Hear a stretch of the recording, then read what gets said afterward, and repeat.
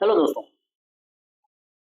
जैसा कि मैंने पिछले वीडियो में आपको बताया था कि बैंकों का मंथली एवरेज बैलेंस यानी एमएबी चार्जेस क्या होता है और उसको कैसे कैलकुलेट किया जाता है और आप अपने एमएबी चार्जेस को या एमएबी को कैसे कैलकुलेट कर सकते हैं कि आप अपने खाते में एमएबी मेंटेन कर रहे हैं या नहीं, या शॉर्टफॉल है तो उसको कैसे आप उस शॉर्टफॉल को फिल अप कर सकते हैं। दोस्तों, अक्सर आप देखते होंगे कि जब आप किसी खास तौर से किसी प्राइवेट बैंक में जाते हैं तो आपको बहुत से आपके दोस्त यार या बहुत से कस्टमर ऐसे कहते हुए मिल जाएँगे कि यार मैंने तो जितना रिक्वायर्ड बैलेंस था उतना छोड़ा हुआ था। उसके बाद मैं आज 6 महीने बाद आ रहा हूँ, तो पता चला कि 10,000 वाला अकाउंट था, तो मैंने 10,000 डाला हुआ था अकाउंट में। लेकिन अभी मुझे पता चला कि मेरे खाते में तो सिर्फ़ 3,000 रुपए ही पड़े हैं, बाकी 7,000 रुपए चार्जेस कट गए। तो इस तरह का आपको आए दिन सुनने के लिए मिलता होगा।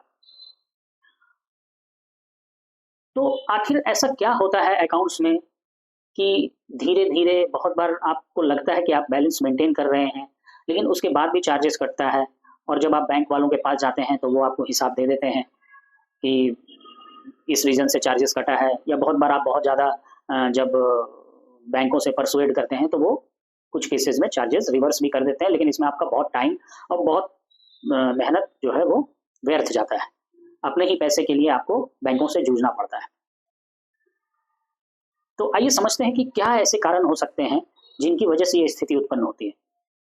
उसमें से एक जो मैं एक उदाहरण के तौर पर एक सिचुएशन लूँगा, जिससे कि आपको समझ में आएगा कि ऐसी स्थिति क्यों होती है और क्यों हम जब ये मान के चलते हैं कि हम खाते में बैलेंस मेंटेन कर रहे हैं, उसके बाद भी हमारा चार्जेस कट जाता है और बहुत बार हम जब कुछ गैप हो जाता है हमारे अकाउंट को ऑपरेट करने में 6 महीने 7 महीने का, और उसके बाद हम पाते हैं कि हमारा चार्जेस जो है वो बहुत ज़्यादा डिडक्ट हो गया है और बैलेंस जो 10,000 था, वो घट के 3-4 हज़ार रह गया है। आइए अब समझते हैं कि ये चार्जेस क्यों लग जाते हैं। दोस्तों, मैंने अपने पिछले वीडियो में आपको मैप चार्जेस के बारे में विस्तार से बताया था कि मैप क्या होता है, इसको मेंटेनेंस करने का कैलकुलेशन कैसे किया जाता है, और अगर मेंटेन नहीं हो पा रहा है तो उसको कैसे पता करते हैं कि ये मैप मेंटेन नहीं हुआ है। ये सारी बातें मैंने आपको विस्तार से बताई थी। अभी हम देखते हैं कि आपके हिसाब से अगर एवरेज मेंटेन भी आप कर रहे हैं, लेकिन उसके बाद भी आपको बहुत बार महसूस होता है या आपने बहुत लोगों से सुना होगा कि यार बैलेंस तो मैंने मेंटेन किया था, उसके बाद भी चार्जेस लग गया। तो यहाँ पर उदाहरण के लिए हम एक स्टेटमेंट का एनालिसिस करेंगे और उससे समझेंगे कि ये ऐसा क्यों होता है। क्यों बहुत बार ऐसा लगने के बाद भी कि बैलेंस के लिए अमाउंट छोड़ा हुआ है अकाउंट में, उसके बाद भी चार्जेस लग गए। तो दोस्तों, ऐसा इसलिए होता है कि बहुत बार आप अपने अकाउंट को बहुत दिनों तक ऑपरेट नहीं करते हैं।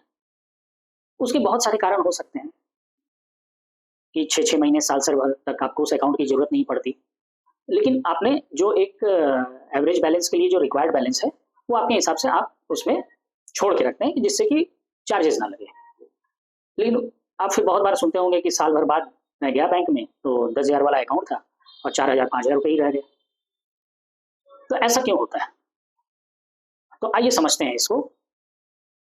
आप स्क्रीन पर एक स्टेटमेंट देखेंगे जिसमें कि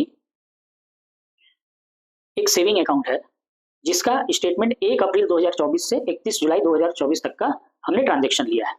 ये मान लेते हैं कि साल भर पहले खुला हुआ अकाउंट था और अप्रैल के बाद आपने इस अकाउंट को ऑपरेट करना बंद कर दिया, या अभी उसकी ज़रूरत नहीं थी आपको तो आपने उस पे ध्यान ही नहीं दिया। लेकिन आपने 10,000 रुपए वाला अकाउंट था, तो आपने 10,000 रुपए उसमें छोड़े हुए थे जिससे कि मैप चार्जेस नहीं लगे। लेकिन होता क्या है, आपने 10,000 छोड़े हुए थे, अकाउंट साल भर पहले खुला था। तो मई में आपने जो डेबिट कार्ड इश्यू हुआ था अकाउंट खुलने के वक़्त, उसका एक एनुअल चार्जेस ₹200 आपके अकाउंट से 10 मई को डेबिट हो गया। तो आपके अकाउंट का बैलेंस घट के हो गया ₹9,800। अब चूँकि ये 10 मई को ही डेबिट हो गया, तो अब जो 10,000 रुपए आपका एवरेज बैलेंस के लिए रिक्वायर्ड था अकाउंट में, वो नहीं रह गया। तो आपका उस महीने मई महीने का एवरेज बैलेंस जो आया मैप, वो आया ₹9,858, जो कि 10,000 से कम था। चूँकि 10,000 से कम था, तो अब इस पे मैप का चार्जेस लगेगा। तो अब अगले महीने जून में क्या हुआ? जून में 10 जून को मान लेते हैं कि आपको ₹300 नॉन मेंटेनेंस या मैप चार्जेस लग गए। तो जून का ओपनिंग बैलेंस हो गया ₹9,800। 10 जून को आपको चार्जेस लगे ₹300, तो खाते में बैलेंस हो गया ₹9,500। अब जून महीने का भी आपका चूंकि 9,500 रुपये पड़े हैं, तो जून महीने का भी एवरेज मेंटेन नहीं होगा, तो आपका 9,590 रुपये आता है एवरेज बैलेंस, जो कि 10,000 से कम है। तो अब फिर से इसका चार्जेस जो है अगले महीने जुलाई में लग जाएगा।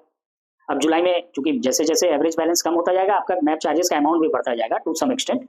तो मान लेते हैं कि वो 500 रुपये लग गया, और एक SMS चार्जेस भी एक क्वार्टरली अगर लगता हो तो वो भी 10-15 रुपये डेबिट हो गए, तो आपके खाते में 8,985 रुपये ही बचे। अब ये ऐसे ही चलता रहेगा। अगले मान लीजिए आप और 5 महीने बैंक नहीं जाते हैं, तो उसके बाद क्या होगा? ये 10,000 जो आपके पैसे पड़े थे, वो घटते घटते 5,000, 4,000, या हो सकता है एकदम बिल्कुल जीरो भी हो जाए, या हो सकता है बहुत बार ऐसा भी होगा कि बैंक वाले कुछ ना कुछ डिमांड ही निकाल देंगे कि आपको अगर अकाउंट को ऑपरेट करना है तो 2,000 रुपये डालिए, क्योंकि 2,000 रुपये से लिंक लगा हुआ है, इसमें चार्जेस लगे हुए हैं। ये बहुत शॉकिंग होता है। अब हम चर्चा करेंगे कि इससे बचा कैसे जा सकता है। तो आइए अब समझते हैं ये चार्जेस से बचा कैसे जा सकता है। देखिए दोस्तों, ये ऐसा माया जाल है जिसको समझना बैंक वालों के लिए भी बहुत मुश्किल है। तो सावधानी ही इस समस्या से बचने का एकमात्र उपाय है। और वो सावधानी क्या है? हर महीने अपने खाते का स्टेटमेंट नियम से चेक करना। जो उदाहरण मैंने दिया, अगर उसी का स्टेटमेंट आपने हर महीने चेक किया होता, तो जिस महीने आपका 200 रुपये डेबिट कार्ड का डेबिट हुआ, आपको उसी महीने पता चल जाता कि आपका एवरेज बैलेंस जो है वो 10,000 से कम हो चुका है, और अगले महीने आपको उसका चार्जेस लग सकता है। तो आप इमीडिएटली जो भी शॉर्टफॉल हुआ है 200 रुपये का, या उससे कुछ ज़्यादा हो सकता है, मान लीजिए हर दिन का तो नहीं देख सकते, लेकिन एक रिक्वायर्ड मान लीजिए कि आप 300-400 रुपये डाल देंगे, तो वो 10,000 का एवरेज बैलेंस मेंटेन कर देगा, जिससे कि आने वाले महीनों में आपका मैप चार्जेस नहीं लगेगा। इसका एकमात्र सॉल्यूशन यही है।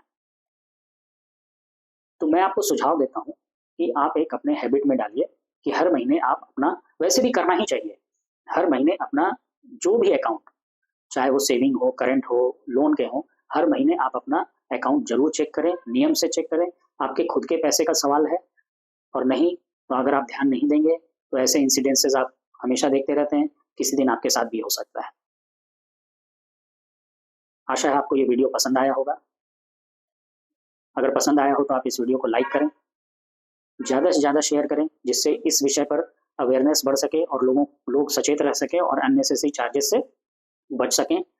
चैनल को सब्सक्राइब कर लें, जिससे हम बैंकिंग और फाइनेंस से संबंधित इन छोटे-छोटे विषयों को आपके सामने विस्तार से रखते हैं, जिससे कि आपको समझ में आ सके और आप इन तरह की परेशानियों से बच सकें। धन्यवाद।